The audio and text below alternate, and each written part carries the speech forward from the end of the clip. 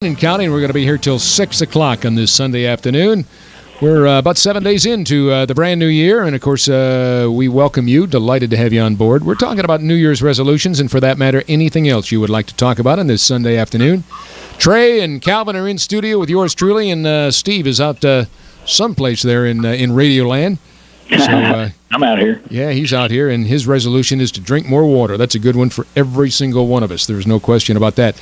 We were talking during the break about some of the other things that people are interested in being a part of, and there was a statistic here that I could not believe, that it said that 67%, actually 66.6% of Americans are considered overweight or obese.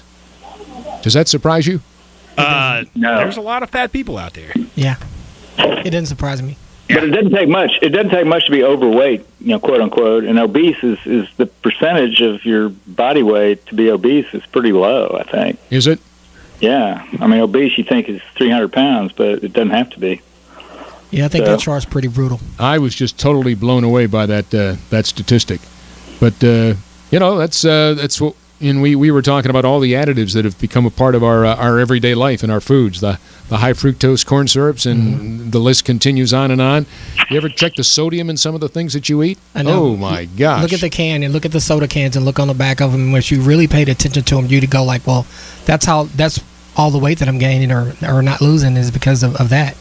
And I remember dieting before where I cut sodas off for about 2 months. And made a difference, didn't it? The weight fell off, but then I had a Coca-Cola, and I thought I was going to die when I first tasted it. No joke, because I hadn't had one for like 2 months, and it was, it's like somebody on drugs, having a drug again. And I was like, whoa, wait a minute, it's not supposed to feel this way. It's only soda, but you don't look at it like that, and you'll feel a particular way.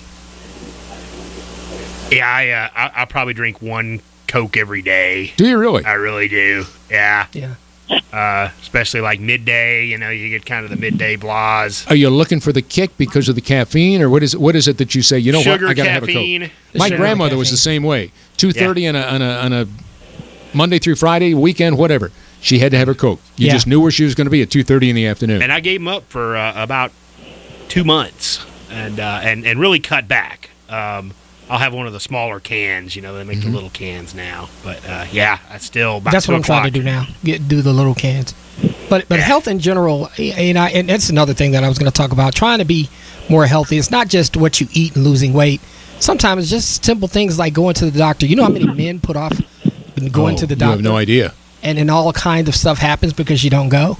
That is one thing I do religiously, is I get my annual checkup, because I have hypertension. Well, that's smart. That's smart. I remember my dad passed away of prostate cancer, and his brother, my uncle, also, and my grandfather also, same thing, prostate cancer. So I have been, overly diligent through the years as I got older, and now there's people in their 40s and 50s that are getting prostate cancer, and you're looking at one of them. Because 10 years ago, I got prostate cancer, knock on wood, early detection. I'm good to go 10 years later. I'm a cancer survivor and proud of it. But it was only because of the people around me that would say, get going. Yeah. I happened to be talking about my first book. I'd written a book, and there was a doctor at UT, was one of the people in the audience, and came up to me afterwards and says, you get your PSA? I heard you talking about your dad. And I said, yes, sir, I sure do. Got one about 3 weeks ago. And he said, well, you ought to come down and do this and this and this. And son of a gun, if I didn't, at that time, have prostate cancer. Wow. I had no idea. And it was only through his diligence and his saying to me, and I said, I just went 3 weeks ago, and he said, do this. Go get a free PSA and then do this. He was at UT Southwestern, Dr. Rohrborn. I'll say his name right on the air. He saved my life, and I'm proud of it. And but it was a couple of other doctors also that said, go see him. Klaus Rohrborn, he's the guy. And, and I had that robotic surgery, and here I am having fun with you guys 10 years later. Wow. That's about being proactive. Yeah, congratulations on that. Well, I tell you, thanks, Steve. But you know what? It's crazy because women are so great. You see what the Komen race for the cure and that type of thing. 1 out of every 8 women get breast cancer. That's a pretty staunchy, that's a stout statistic. 12.5%. Yeah. Well, there you go. And yet, listen to this, Steve. 1 out of every 6 men get prostate cancer. So it's even more, and yet you never hear about that because guys are are tough, and we don't want to talk about it, and we don't want to go to the doctor, and we put it off. But women it's kind of an uncomfortable exam. Well, it is. Yep. But you got to do what you got to do. Yeah, It's funny you got how to you do what talk you got to about do. breast cancer. Scott, one of my Beats the alternative, doesn't it? Absolutely. one of my friends, his wife, he passed away. God bless his soul. But she went in for an exam, but she's been meticulous about going to the doctor, and they found a small cancerous cell, very small. Like if she hadn't went in to go to the doctor like she does on a regular basis, they would have found it. But it's so small that they have a great chance of just getting it out. It's about the size of a piece of rice. But she goes. I mean, she's meticulous about going, and it's just one of those anecdotes where you need to go and have yourself checked out. Especially the older we become, we need to go take care of ourselves, and we don't do it. That's one thing. This New Year's, I'm going to try to do a better job. I'm notorious for pushing off going to the dentist, the doctor. Are you really? Doctor, I am. I feel like I'm going to run like a robot, and sometimes a robot needs a little oil. So you got to go in and check it out. That is one thing I do pretty well. The dentist, I'm not as great about. It's probably been over a year since I've been to the dentist, but I do get my annual checkup. I'm real close to my doctor. She's actually a pretty good friend of mine. Yeah. Well, your eyes and your ears are also very, very important. Get your eyes checked. Sure. And now's a great time of year. A lot of people do it around their birthday. Other people do it at the end of the year. Yeah. I kind of do a combination, and it doesn't matter what it is. I never had to wear glasses, but I've gotten to where I have to wear readers, to read a decree or whatever. That's called age, my friend. Well, I had the LASIK eye surgery about Did you 10, really? 11 years ago. Yeah. Good move. And it's still holding up. It's starting to fade some, but I would do it again because I was having a time with the contact lenses. How about you, Steve? What'd you say? How about you? Anything you'd add to this conversation? Are you pretty good about being a guy that says, you know what, I'm going to get this checked out, or I'm going to get my teeth cleaned, or I'm going to do this, or I'm going to do that? What'd you say, Scott? I couldn't hear you. Yeah, there's one in every crowd, isn't there? There is. Yeah, no wonder he's not in the studio. No, I'm real regular with my like every 6 months with my internist and my dentist. I'm pretty good about all that stuff, really. I learned that, I think, from my mom. But I just Googled this obesity thing. It says a widely accepted definition of obesity is body weight that is 20% or more in excess of your ideal weight-height ratio. So what's your ideal weight? 160? That's only 32 pounds. Yeah, it's according to the chart, I'm supposed to weigh 167 pounds. I'm a little over. Okay, I'm 6 feet, so what am I supposed to be? You're supposed to be 167 pounds. 167? Uh-huh. Okay, I'm 159. Wow. So That's not happening for me. 167 pounds. So, I think I'd look sickly at 167. Trey, how much do you weigh? Me, I'm about 210. So you're obese. Thanks. What's your ideal weight? It's a tough crowd today. Yeah. I know it. I tell you, Bruneman gets out of the studio. He gets tough, doesn't I he? know. Brutal. Well, look at you, just putting Wouldn't be everybody saying out that if there. you were sitting across from me. Yeah. That's what I'm saying. You don't look obese, No, right? I You don't don't feel look obese. I mean, No, you don't at all. You don't at all. But by the definition of it, you're probably obese. That's crazy. I hover between about 215 and 210, kind of depending on. How about you, Calvin? I'm a 220. You're 220? Yes. No, he carries it well, doesn't he? Yeah, sure. I would have never guessed that. But it's Yeah, like he's my stocky. one of my best friends is my doctor, and we have constant conversations about, hey, you got to take care of yourself. And one of the things I can't do anymore right now is play basketball, and that's causing weight to come on because usually I would run some of it off. That's because you have a child, my friend. Exactly. A baby. A 4 month. a.m. energy. How old is she now? How many months? She's 10 weeks now. 10 weeks. So 10 that's weeks. almost 3. Yes. Almost 3 months. Yes. Oh, my gosh. Wait till they get to be 14. Mine just turned Yeah. 14 yesterday, and now mine's running me to death because we do workouts together. He's playing football, basketball, and we've been doing his workouts. It is kicking my tail. I'll tell you a quick story, a family story. I have a 47-year-old cousin who's a DEA agent, so he stays in shape. He has a foot race with his 25-year-old son and puts it on YouTube, and of course my cousin outran his son. So he's ripping everybody. Now, how old's I'm his son? still young. His son is 25 and in decent shape. My cousin's 47, but he's a DEA Yeah, but if agent. a DEA, I mean, Yeah, you Drug gotta be Enforcement able to run. Agency, they want them they want him fit. lean and mean and Yeah, I've clean, been right? able to And outrun my fast. son since he was about 11, Yeah. and then I had to hold him back a little bit. Yeah, but they did a 100-yard dash, and he YouTubed it to our little group and showed us he still can outrun his son.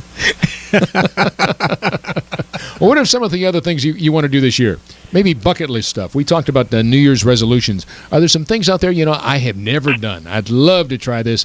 2018 is going to be the year that I'm going to make it all happen. I'm going to Cuba. Going to Cuba? If Really? if it's still open, I'm going to go to Cuba. For what reason?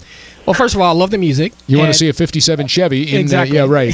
There's lots of those down there. And actually, my wife's grandfather is Cuban. Oh, you're kidding? And yeah. So, okay. No joke. He's Cuban, but I love the music. They have some of the best jazz artists in the world. There's a group called the Buena Vista Social Club, and they are some of the best that I've ever heard in my entire life.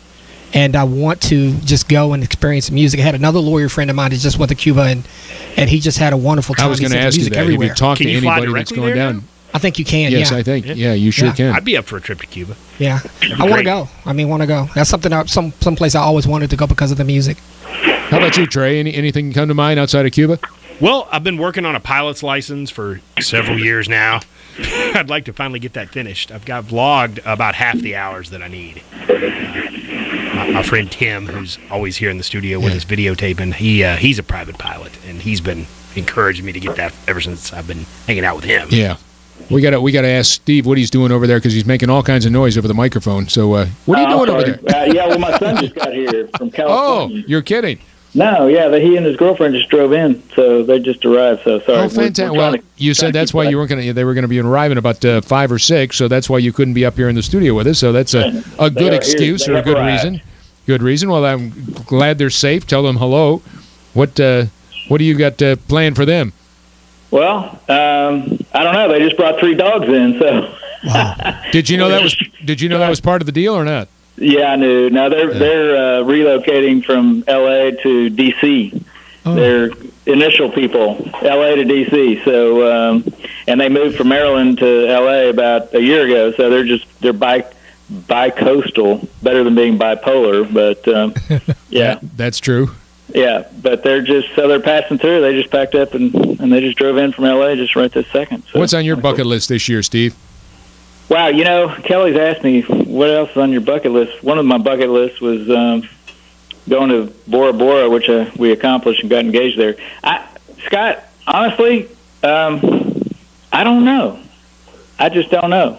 When did you get engaged? Other than writing a second book, maybe, but other than that, I just don't know.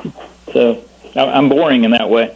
Oh, that's not boring. It means you've got a lot of things on your plate. I don't even think about that right now. I've got so much going on. I think, well, I don't know, bucket list. I really enjoyed 3 years ago going to Normandy with my son with those 24 World War II vets on the 70th anniversary of D-Day. That was one of the highlights. Wow. My dad was a teenager, at the end of World War II, and I thought, oh my gosh, is this too cool? And it just.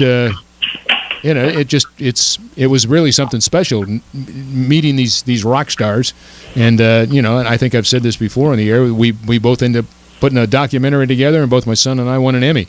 So that was I'd won some at NBC5, but to win one with my son going to Normandy, for Pete's sake, that was the highlight of probably my professional career. That's just a cool group of guys. Yeah, these guys are just incredible. They're just over the top. They're just so humble. They don't talk about it, and they just and we're losing them.